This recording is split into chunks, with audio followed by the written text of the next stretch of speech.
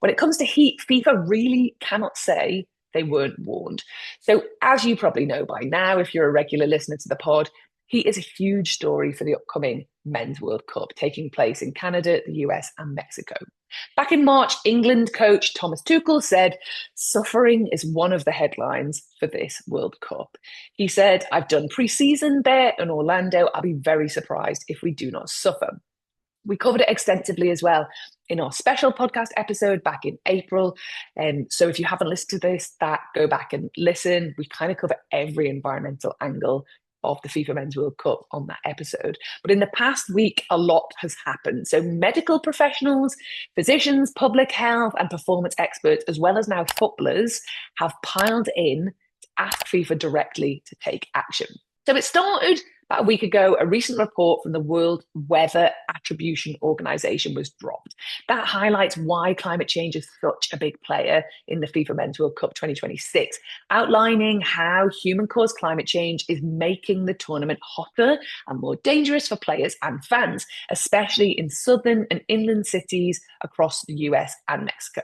So these medical professionals, physicians, public health and performance experts, boffins basically, have written an open letter to FIFA to ask for more adaptations to protect players, saying current climate adaptations in place are not sufficient.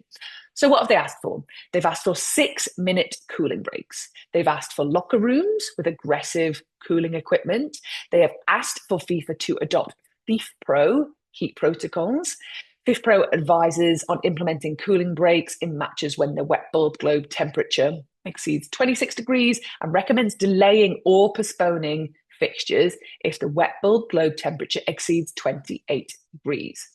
We'll put a little highlight here to highlight the breakdown of wet bulb globe temperature, but essentially it goes beyond just air temperature, and there's 4 or 5 different considerations that mean it's a more accurate representation of what people are actually feeling when it comes to temperature. But the big thing to remember is FIFA Pro think that fixtures should be delayed or postponed when this wet bulb globe temperature exceeds 28 degrees.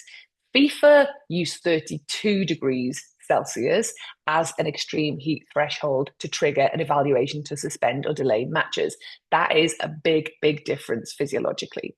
The last thing this group asked for is for FIFA to stop promoting fossil fuels, one of the major causes of human-induced climate change. Okay, so that's what these incredible global scientific health leaders have asked for.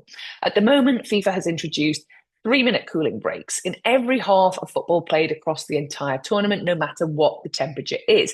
These medical experts say that this isn't enough to take on adequate hydration and sufficiently cool the body, which is why they're asking for 6-minute cooling breaks if necessary. FIFA have said teams may use up to 5 substitutions, so that's an additional substitution in extra time and a concussion substitution as well.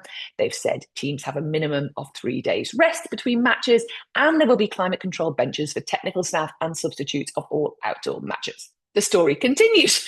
A group of former and current football players from currently 21 countries have now also written an open letter to FIFA calling on them to introduce heat safety guarantees before the 2026 World Cup starts.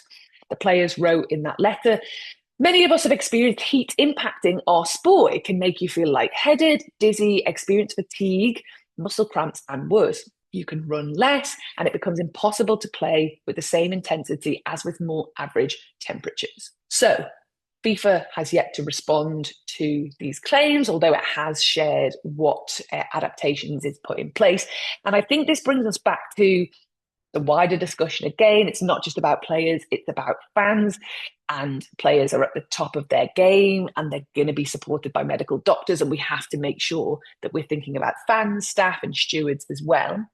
But the focus of the work in the last week and these releases in the last week have very much been around players. So thinking about that, nobody wants to think about these incredible elite players suffering career-ending heat stroke. Some of you may remember Australian netballer Amy Steele, who has spoken out for so many years about how heat stroke ended her career. It cut her career short and it left her with lifelong medical issues. Nobody wants to think about that happening on the world stage this summer. But at this stage, if it does, FIFA really won't be able to say that they weren't warned.